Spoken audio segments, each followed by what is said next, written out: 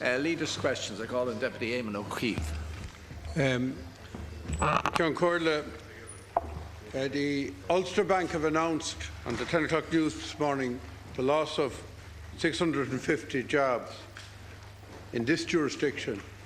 And obviously this is a very nervous and time for the employees and a very serious issue. Now, I do appreciate, Minister, that the Ulster Bank is not a covered institution, but I was wondering, have they entered into any discussions with the relevant ministers in relation to these redundancies? I know that the IBOA are predicting significant job losses across the sector. Figures of 5,000 job losses have been bandied about, and that's just in the direct banking sectors. But you have the wider insurance sectors and so on. And I'm wondering what steps the government are taking to protect jobs as far as possible in this sector. I also would like to ask you, what are the plans to assist the workers who will be made redundant to get retrained and to get alternative employment? And furthermore, I think it's important that we would, maybe if you could give us information on the types of jobs where the redundancies are going to take place. Are we talking about back office, front office, retail? What grades of jobs are we talking about?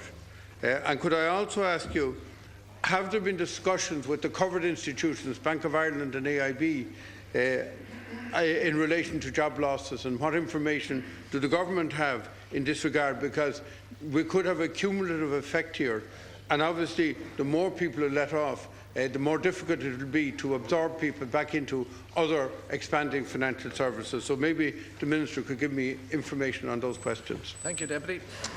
Minister Quinn. I want to thank the Deputy for his question. First and foremost, I think all of us would extend our sympathies to those people who are directly affected. Ulster Bank on this island employs approximately 6,000 people. 900 are going to be affected on this island. Of that, 650, we understand, will be affected in the Republic of Ireland. This comes at the end of a lot of expectation and speculation, and to a certain degree there's a bit of certainty now, albeit not the certainty that any of us would like. To answer your question about the skill sets, as you said, Deputy, this is not a covered institution. It's owned by a British parent. And many of the people, we don't know what the profile is of the people who are likely to lose their jobs, to answer your question, but there are vacancies in the high-tech IT sector. Those of you who heard the Chief Executive of the IDA, Barry O'Leary, recently on the radio will recall that he indicated that there was about 1,000 jobs that they could possibly have filled had the right skill sets been available. People coming out of the banking sector, if they're in the information side of things, will have already a high level of skills. And we are putting in place a series of measures to upgrade those skills, to reorient them to areas where there are in fact job opportunities, and there are a number of other initiatives. You asked a question as to whether there have been discussions with the Minister. I'm not entirely sure at this point in time. I'll come back to you with that information. I do know that Ulster Bank have, in the first instance, as is right and proper, spoke to the representatives of the workers affected, the IBOA, in respect of the employees, and we'll await whatever the outcomes are of that. Thank you, Minister. Deputy O'Keefe. I'd like to thank the Minister for the reply, but just on the issue of skill sets, I think that this is crucial. As you say yourself, people with very high levels of skills are much more likely to find alternative employment. But if, as could easily be the case here, you're talking about people in retailing, people who are working as cashiers and so on, well then obviously the whole question of retraining, upskilling becomes absolutely crucial to their job prospects in the future.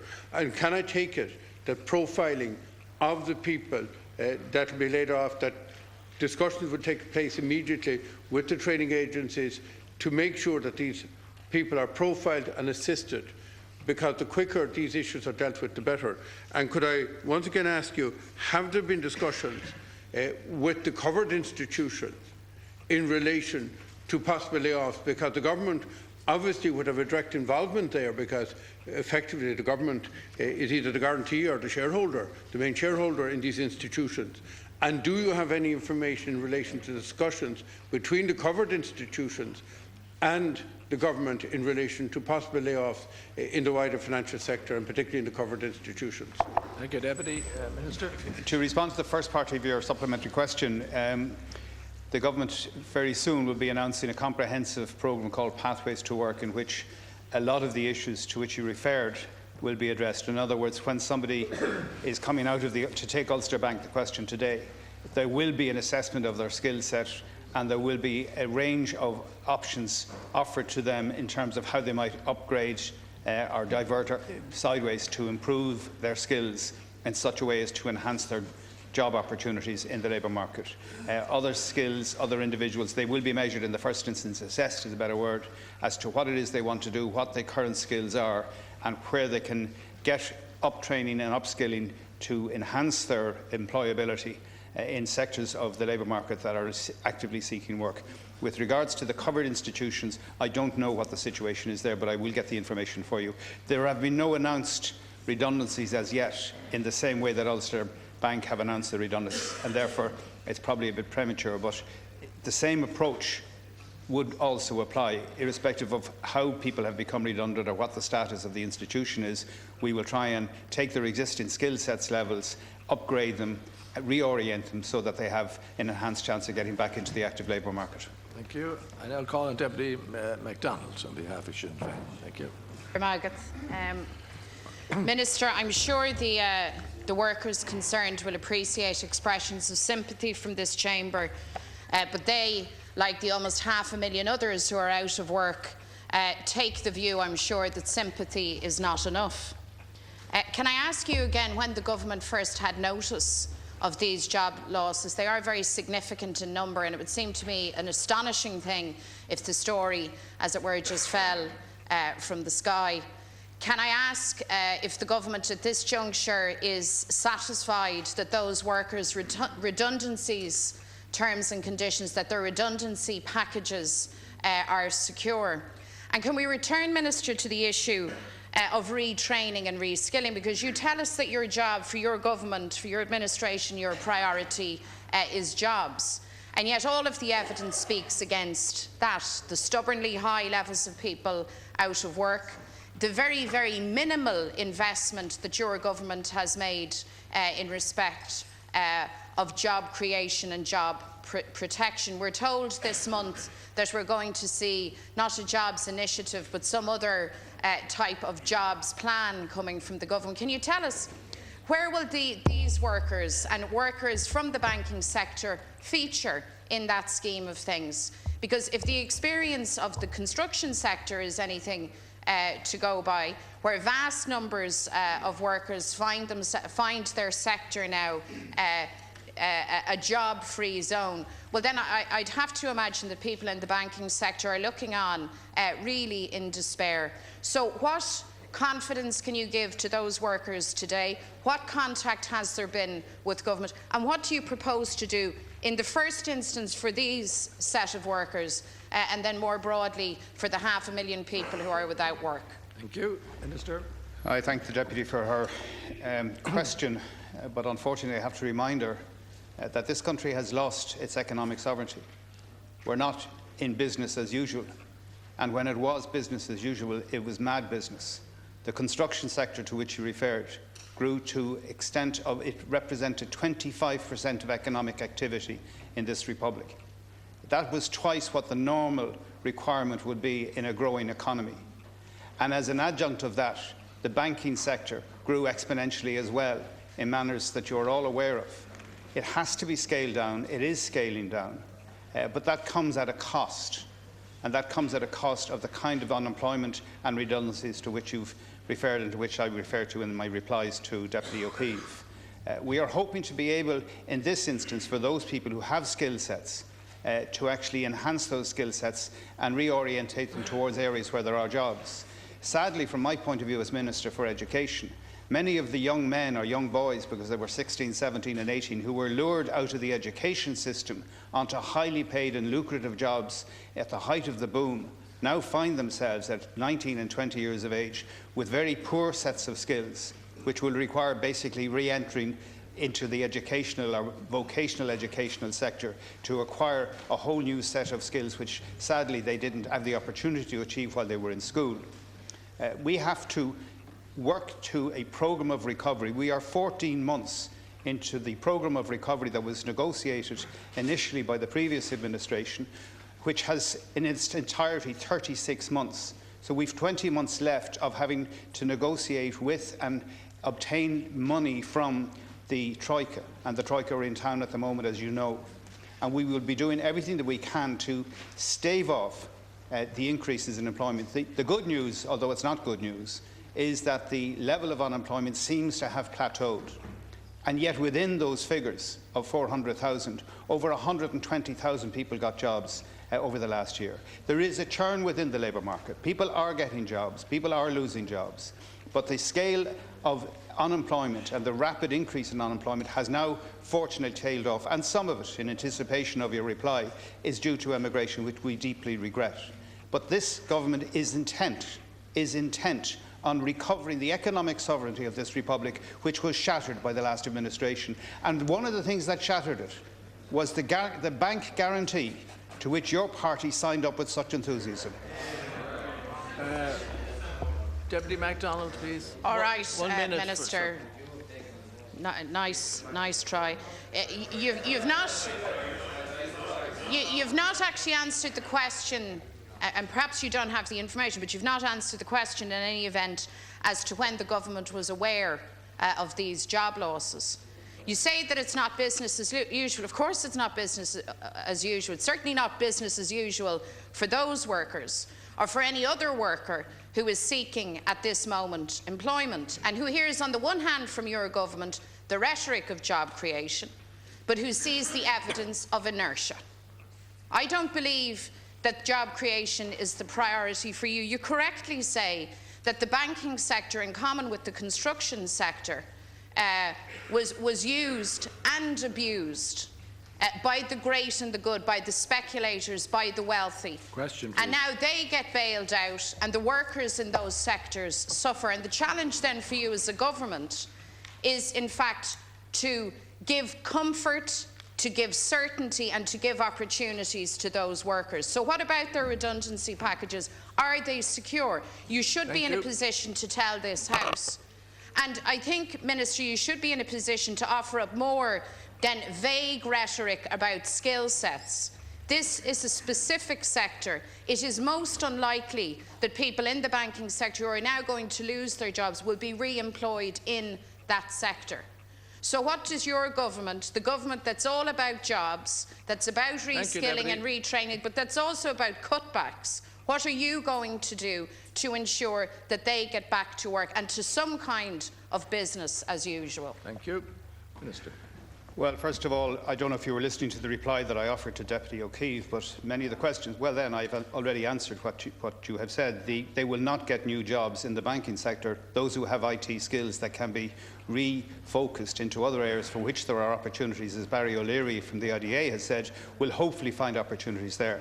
Can I just respond to a comment you made about the madness of the building speculation affecting the rich and the wealthy and the powerful? If that had happened, it wouldn't have been too bad. Unfortunately, we had the madness where people on CE schemes were offered mortgages. People on CE schemes were offered mortgages, and they are the people who've been crucified. And right across Ireland, and particularly in parts of northwestern Ireland, if you go from here up through Sligo, in the 4 counties that are most affected by ghost estates, many of the people who were conned into taking out mortgages were conned into it by the financial sector. They weren't necessarily the great and the good. They were sadly people who had an aspiration to own property and were conned into taking a soft loan, which in rational banking terms they could never have possibly repaid, given the level of their income. And that's where the real damage has been done. That's where the real damage has been done. Now, to answer your question, to answer your specific question, you made the point and I'm responding to it. The Labour movement, both the Labour Party and the trade union movement, believe that it is the responsibility of trade unions in the first instance to represent the rights of workers and to represent them directly with their employers. And the Ulster Bank, to the best of my knowledge, have conducted their negotiations rightly and properly with the direct representatives of the banking workers in the Ulster Bank.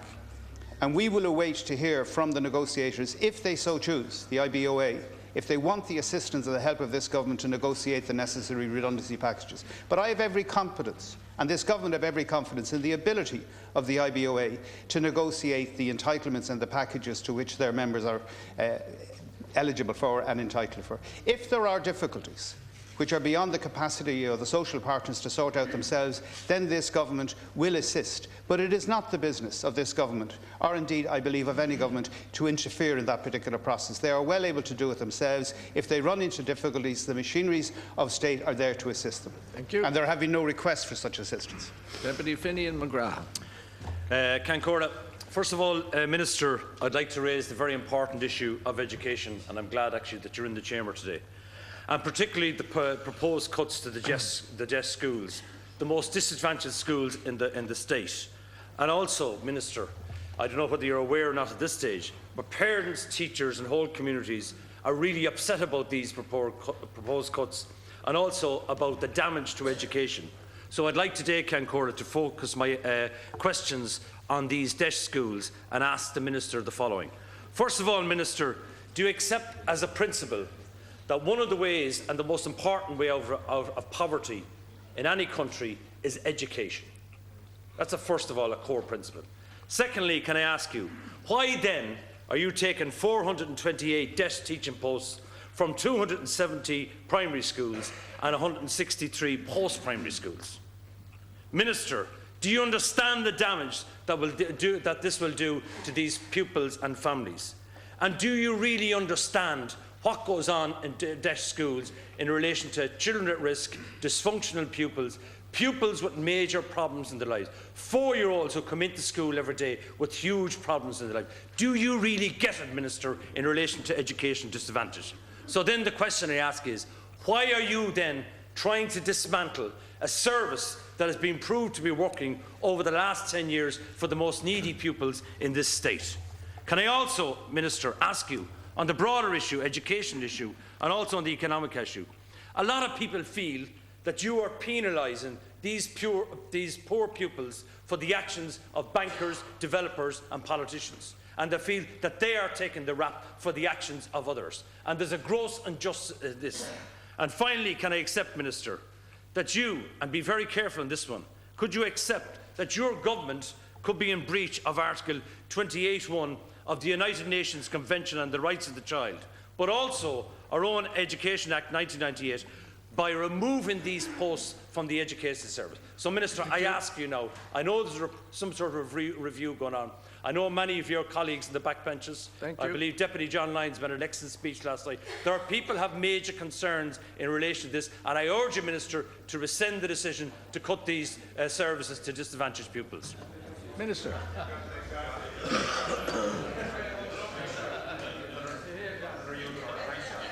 Thank you, Minister. Deputy, can I remind you that, like yourself, I too represent a constituency that has an inner city core with a high level of disadvantage. And over my time in Dublin South East, I've seen intergenerational poverty, dealing with the grandchildren of people that I first dealt with many decades ago. Yes, education is the great liberator. I wouldn't be in this chamber if it wasn't for the chance that I had the good fortune and opportunity to be educated at the level that I have been. And I want that same chance to be applied to every other child of this republic. There are no DES designated teachers being taken out of any DES band school.